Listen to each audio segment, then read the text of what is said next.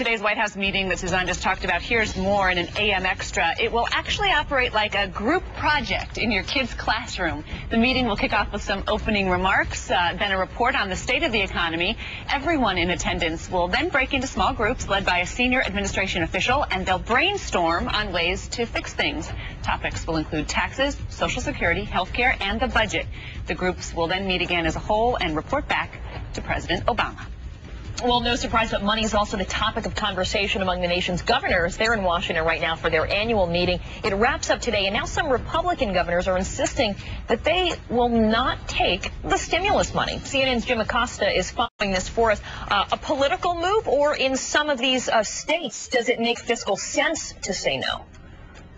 Well, Karen, it sounds as if some of these governors have opened up the stimulus menu. There are several governors who say there are parts of the stimulus they will take and parts they won't.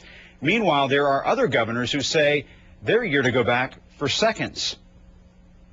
The last thing I want to do is hold up the food. The highlight of the winter meeting of the National Governors Association, dinner at the White House.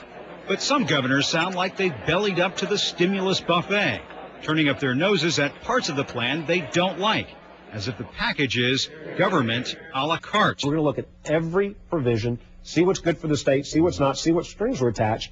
But the reality is, the bigger philosophical point is this: I just have a fundamental disagreement with this package. 6 Republican governors are hinting they may reject parts of the stimulus worth billions of dollars, 3 of whom hail from the poorest states in the nation. At times it sounds like the Soviet grain quotas of Stalin's time. There's some we will not take in Mississippi. Mississippi's Haley Barber says the plan's money for the unemployed could lead to a tax increase on some businesses. I mean, we want more jobs. You don't get more jobs by putting an extra tax on creating jobs. It's not a matter of bucking the party. It's a matter of helping the people. Other Republican governors say this is no time for getting picky. If you have a team where half of it splits off, if it's a basketball team or a football team, you would never win a game. Some state leaders talk as if there may be leftovers. The governors who are trying to decide whether they're going to accept the stimulus money or not, we'll take it.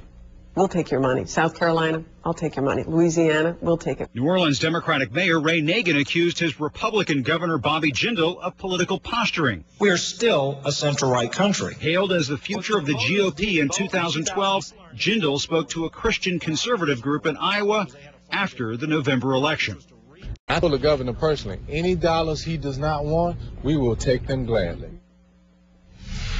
No governor has said he will flat out reject all of the stimulus money, precisely because doing so creates a major political problem. If the stimulus works, any opposing governor could be out of a job. Karen. Very interesting stuff. All right. Thanks so much, Jim. Well, a White House welcome